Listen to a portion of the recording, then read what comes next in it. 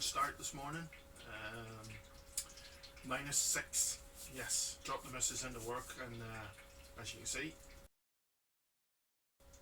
yeah, -6 this morning. Another cool one. It's a nice balmy 10 degrees in here. Well, thanks to the HLT, because my electric heater buggered, doesn't work. Right, another brew day.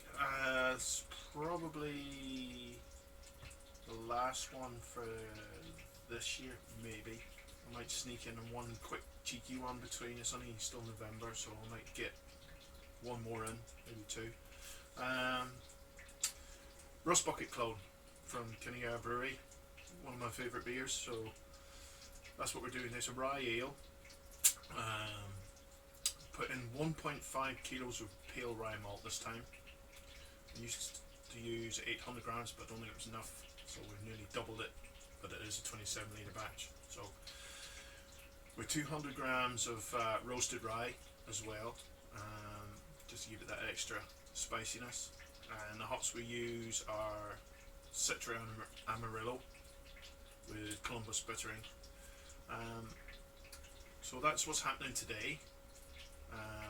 You're sitting on the mash tun, so you should be nice and warm compared to me. It's been mashing now, so 9:30. You've been mashing now for an hour and 15 minutes. So I had to set it right this time clock. Up to temp eventually by 8 o'clock this morning. -6. I came out here at 7:30 and it was only at 53 degrees and it had been on an hour. So it got very cold in here. What I'm going to do now is my first run-ins, and then I'm going to sparge. So we're well ahead of the game this morning for a change, and we'll catch you in a second. So, right, we're just, before we do our first run-ins, just recircling to settle the grain bed. Also forgot to say that there's 500 grams of oat husks in this brew. That's just to help the rye malt from causing a sticky mash, because rye malt is as sticky as a sticky thing to a stick. So you can see it's going in through the Herms coil and back out the top, so we're currently raising temp even though it had dropped. I've been sitting for an hour and 15 minutes at 65.1. So just recircling, so I say just lost a wee bit of temp while I'm just setting it up through the pipes. I wouldn't call 1.1 degree a lot of loss. But as you can see, we're recircling now. It's been recircling for about 10 minutes ish. So I'll give that another 5 and then we'll transfer to the boil kettle. As you can see, we've gone from recircling now to taking out the first run-ins. So it's going straight into the boil pot. So we're coming out here, through the pump, through the Herms, right round. Instead of going back into the mash tun, we're going back, and we're now going into the kettle. So once that's drained, we'll put in our first part of my sparge water, and we'll go from there. Right, we have the first runnings out, which is in there. I have steamed up. I have 12 litres in the mash tun. I'm recircling now for a second time to settle the grain bed. Once I've done that for 15-20 minutes, I am then going to start sparging and drain into the boil kettle. So that's where we're at the moment.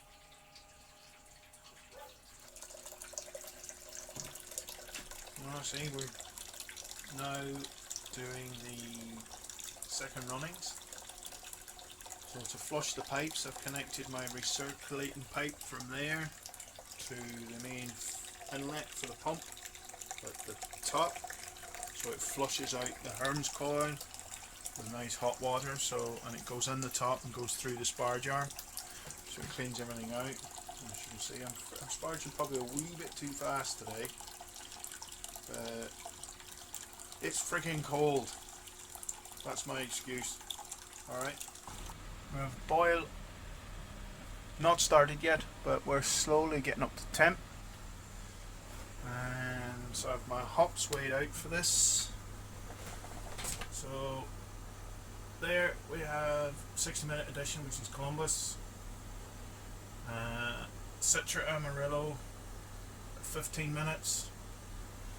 Wolfrock tablet, and then bit of a flame out edition. Yeah, it was supposed to be 35 and 50. Ended up 41 and 58, which was the end of the packets, and they've been open a while, so I thought use them up. So I'll just make a few additions, changes to my recipe, which is there.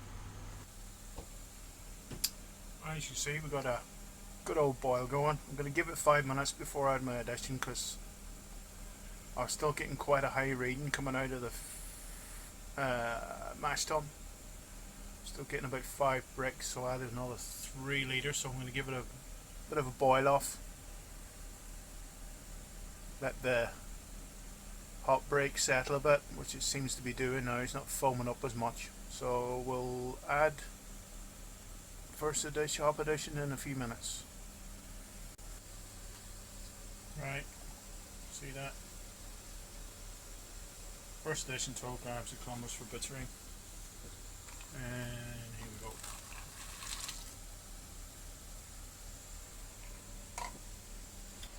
Right, 15 minutes to go. Everything's getting steamed up in here. W2, right, there goes the whirl flock.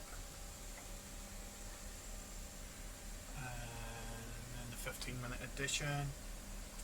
Citra Amarillo. And I've just pulled that in the wrong one. Idiot. That's not supposed to go in there. Never done that before. Silly boy. That's supposed to go in there. Ah well. The last one's not going to go in that way, that's for sure. Right, need to get the water chiller in now. Right. Chilled it down to below 80, so it'll probably drop fast. Now I'm putting this in the right place. Some Citra Amarillo, as you can see.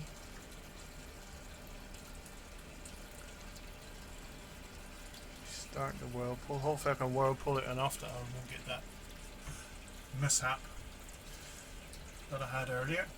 Ooh, smell that. Oh, you can't, but it smells good already. Right, we're now on the cool down to get put in the fermenter. So we're down to about 40, even with the temperature of the water. I'm not having trouble with my gas today because it's that cold with gas. Icing up, look. See that? Gas bottle iced up. I was wondering why the boil was getting a bit light of itself. But as you can see, starting to chill down now.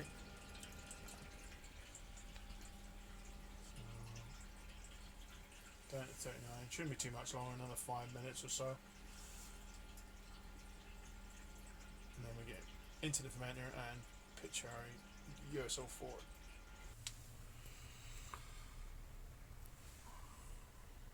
Right, it's that bloody cold, the flash won't work on my phone.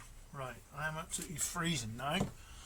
As you can see, I've just pitched USO 4 and we ended up slightly over at 25, 26, 27, 28 and a bit.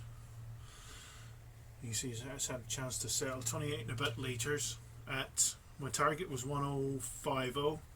I've ended up with 1053, so I have a litre and a bit more, and I got a couple of points more, so it's a good brew day altogether, even though it is absolutely freezing. As you can see, my gas bottle froze. Even froze there. Well, bloody cold today.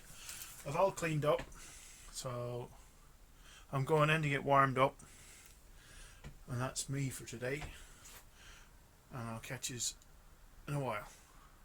Cheers. Hello. Yeah,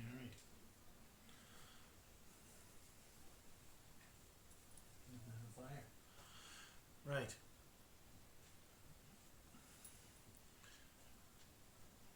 I'm in now, so I've finally got fired it, bit of heat on. Two things. The beer that I've just brewed, which was the Rustbucket, so I ended up with, I think I said 28 and a bit litres more than the 27, but I ended up with a 1.053, which was happy days. More beer and more ABV, can't go wrong with that. So yeast is pitched, it's in the fermenting chamber, going grand. Yes, this muck will be gone shortly. And second thing, went to pour myself a beer, not this one, but Ruby Porter that I did with a Belgian ale yeast that I scooped out, down the sink, down the drain. That time I said, not sure about this. I was right. The only thing it was fit for was chips or the drain, and the drain is where it went. I had one last night and thought, no, maybe it was me. I had one there now. One mouthful, it's like, nah, gone. So I have a few bottles. I'd say they possibly have gone the same way. We'll see. But anyway, this is my smoked beer.